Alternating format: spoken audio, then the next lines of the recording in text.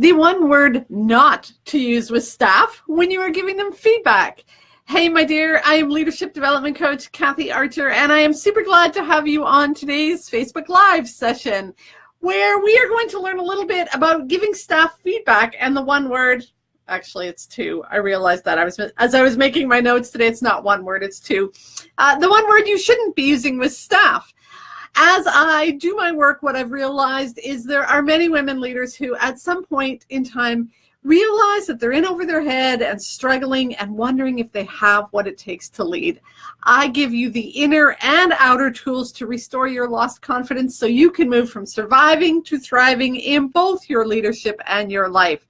Today we are talking about that skill of feedback, and many women lack the confidence to give effective feedback. And so they tend to fall back on this two-word kind of sentence.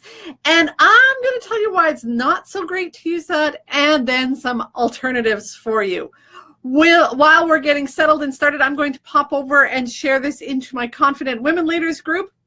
While I'm doing that, what I want to know is, do you like webinar-based training? Make a comment in the chat box while I'm sharing this into my Confident Women Leaders group. And just a yes or a no. Do you like webinar-based training? I better not drop my phone while I'm doing this.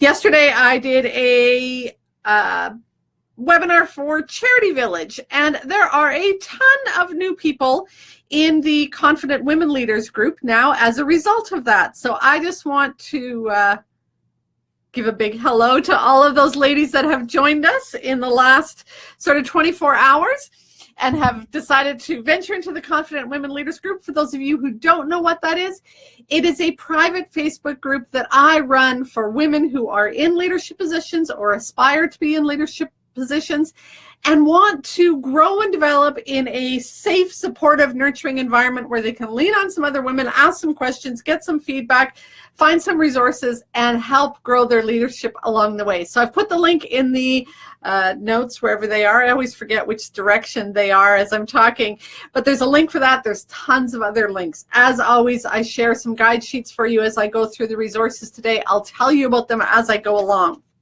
But let's start with the one-word, two-word sentence that isn't actually very helpful when we're giving our staff feedback or praise or encouragement. Any guess what it is? Type it in if you know what it is or you think you know what it is. Whether you're listening live or following on the replay, I love to have your questions and your comments as we're going through. So if something I say sparks interest in you, or you just want to give me a thumbs up as we're going along, do that, because I like to know that what I'm saying either is clear and it makes sense to you, or you need some help or have a question about it. So the two words that you should not be using, again, any idea? Good job. If you're not good, you are what? Bad, right? And the challenge is we often fall back to, when we're trying to give praise, it's that kind of, fast little quick, good job. It's like that little pat on the back or pat on the head that we give our employees, and we're like, good job. What does that really mean? Well, in some ways, it's kind of condescending. We say that to kids, and it feels just like we're, again, giving them that little pat on the back. So here's 3 reasons why we should not be using good job. First, there's no weight or significance to it. What does it really mean? And again, there's that piece that implies if I'm not good, I am what? Bad, or I'm doing a bad job, and that today I did a good job, but maybe last time I didn't do a bad job.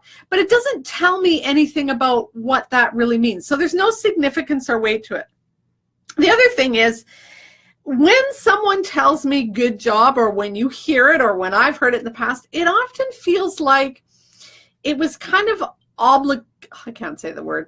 They were oh my goodness, let me try it one more time. They were they felt they had to do it. Okay, I gotta figure out the word out. Sometimes when you get in live situations, your brain goes numb, so my apologies. I used to have a boss that I always felt like would plaster a smile on his face and say, good job, Kathy. And it just did not feel genuine. It didn't feel like he meant it, and I didn't know what he meant by it half the time. It feels often like when we're just saying it that way, that the person who's saying good job to us has really not put any effort into it. They haven't really thought about what they mean by that. Sorry, I'm really distracted by this light down here. I have to turn it off. It's really annoying me. All right. Hopefully that didn't distract my camera too much. It doesn't really give any significance, doesn't really give any weight to what they mean. If you're going to give your employee feedback, I'm hoping that you've thought about it, that it's not just a real quick, you're running down the hallway and as you walk by their office, you're like, good job today. Good job at what? Doing what? What does that say about me? What does it say about you as a leader? Are you really invested in my growth and development? If you're just running by the door and waving good job as you pass by, you're probably not telling your employee that you've given much thought to it or that you're very invested in them. And the third reason why we shouldn't be using good job is that it doesn't teach them anything. Our job as leaders is to grow and develop our staff. Our job as leaders is to find that little kernel inside of them, that seed, and dump some encouragement on it and share some faith and optimism in what they can accomplish and grow and develop in themselves, and grow that little seed and watch them start to flourish and for them to thrive as well as employees for us. And if we want to do that, we're going to have to teach them some things, show them what it is we want them to do. And when you give them feedback and encouragement, when you are more specific beyond good job, then you start to give them some insights into what do you want to see more of and what direction do you want them to grow. So again, when we just simply say good job, there's no weight or significance to it. Feels like we're supposed to do it or have to do it, or I can't say that word again, obliged to do it. Almost said it properly that time. And it doesn't feel to the receiver that your heart's in it. And the third thing is it's not teaching them anything. So feedback. Feedback should always be making that person feel like they know what the next step is. They know the direction you want them to go. Again, come back to, we've talked about mindsets before, that growth mindset. Rather than that fixed mindset, this is the only place you are and I don't really see much potential in you. You want to see a ton of potential and show them how to get to that potential. And so you have to create that direction, that path for them to get there. So we're always growing them. So when we're giving feedback, 3 things to remember. It needs to be prompt, it needs to be sincere, and it needs to be specific. Don't wait 3 or 4 or 5 days or a month to give them feedback. Try and give feedback as soon as possible when you see the opportunity for it, which I hope is almost daily if you can. It depends on, how close you are to your employees and how many you have. But if you're seeing something in a meeting, in their interactions with the staff they supervise, with a client, with a donor, with a funder, wherever you are, when you see that opportunity to give them feedback as promptly and as quickly as you can. Be sincere about it. So P, promptly. S, sincerely. Give that feedback from your heart. Slow down and mean it. Connect with the person. Look at them in the eye. Slow down and have a little bit of a conversation with them. Face them if you can. And really, feel like you are meaning to interact with them. It's not that you're on your phone or got your head stuck in your computer doing email, or you're with a bunch of people and you're kind of throwing it out in the midst of a conversation.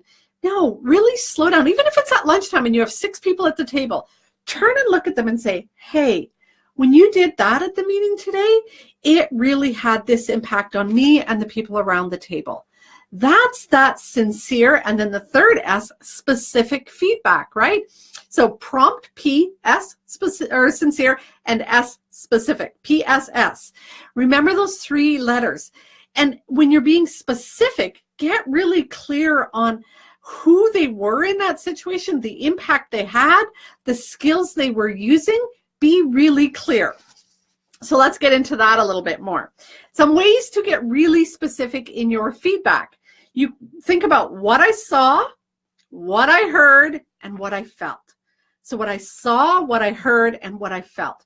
What I saw was you were really calm in that crisis situation.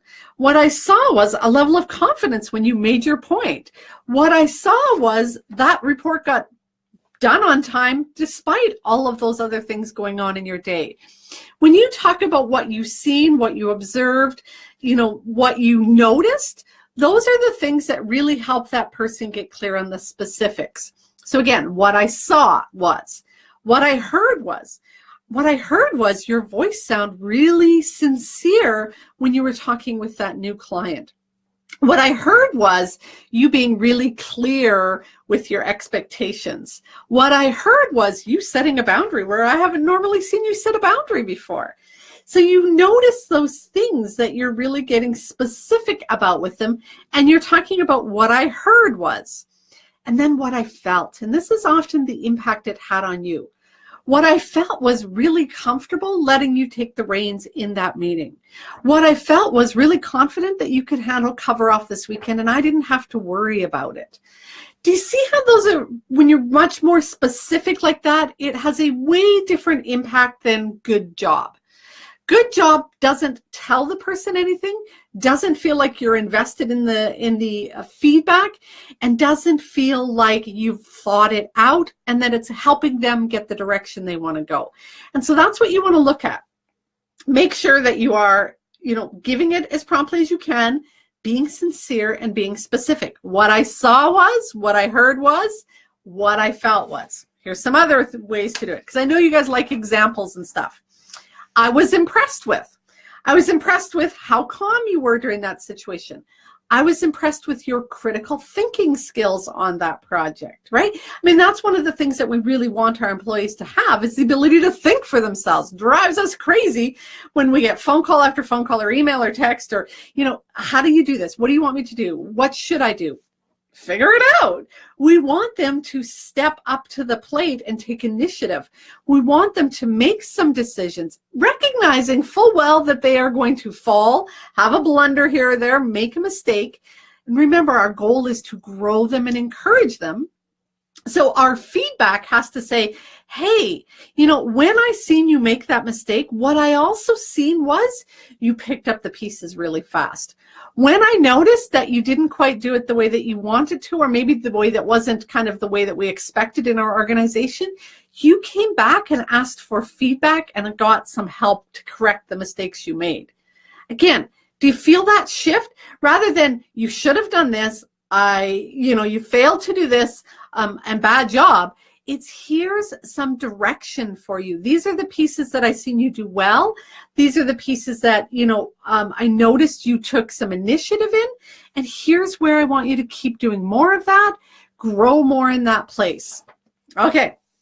I liked it when you voiced your opinion at the meeting. I liked it when you backed up your points. I liked it when you addressed that person's concerns. What was it about that? Again, being really, really specific. Think about what I saw, what I heard, and what I felt. And then talk about, what you liked and loved. And take it to that next step beyond good job. Again, good job doesn't tell anybody anything. Good job simply feels like a little pat on the back, feels like you're not invested. So take it to that next level.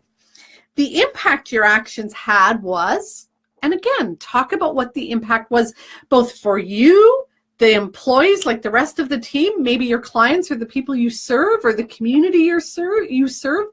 What was the impact that their actions, their decisions, the way they handled the situation, what was the impact that had? Now, here's the thing to remember. This kind of feedback is going to take more time. This kind of feedback is going to require that you think a little bit more, that you slow down, that you become more intentional, more mindful.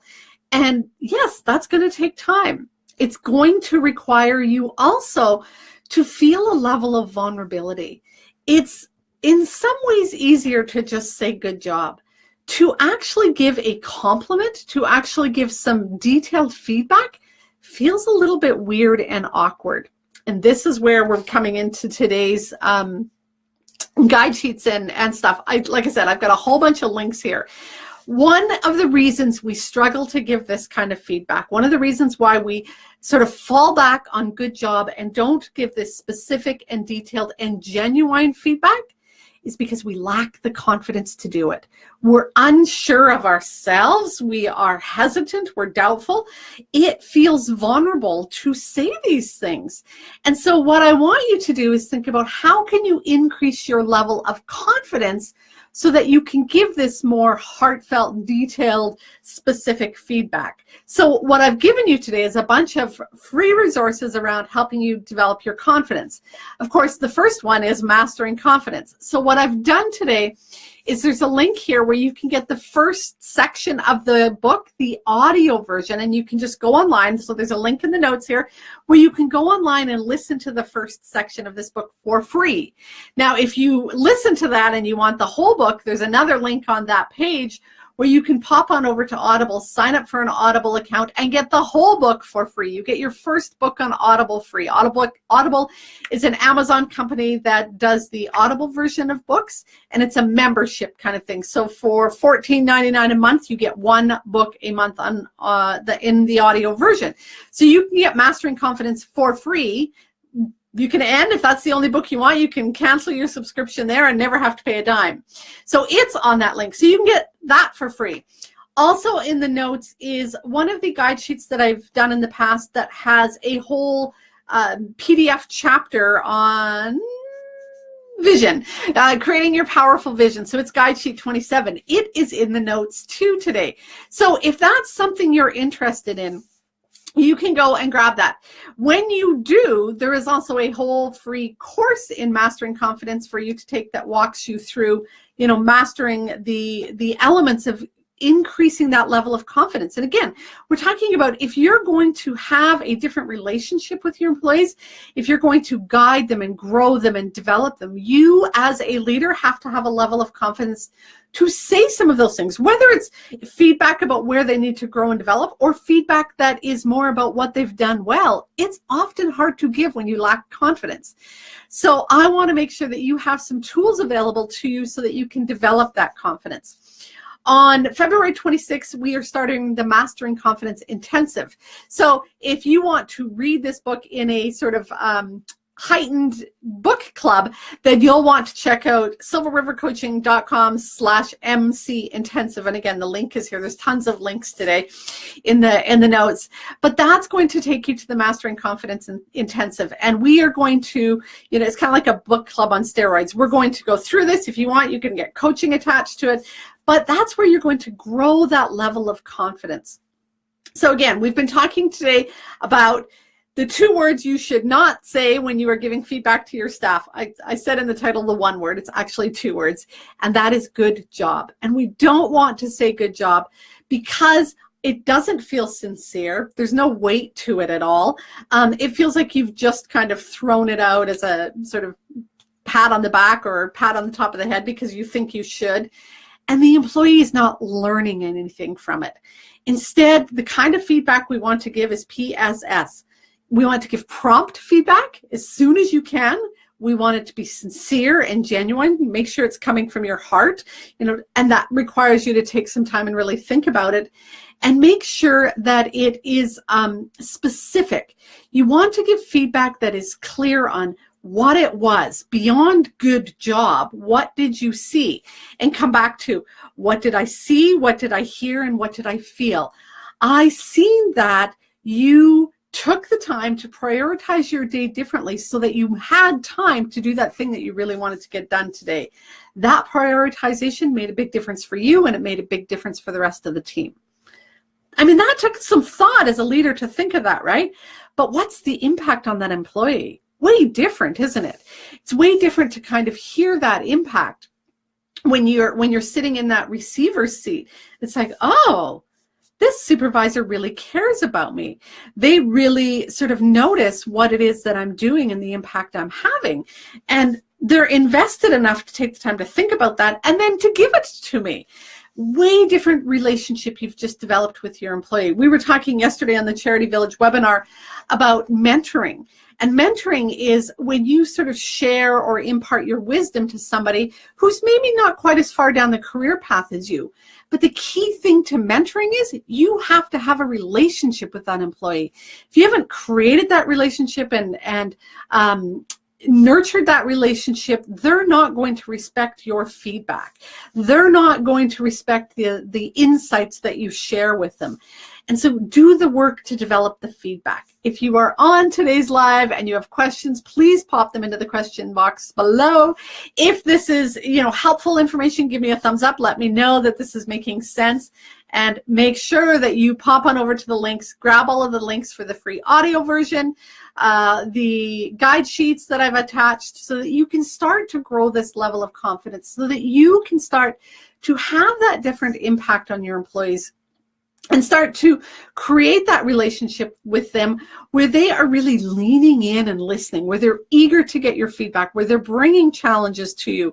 Not in a way that is sort of that victim and just solve it for me, please, Miss Boss, but in a way that says, I want to grow and be like you.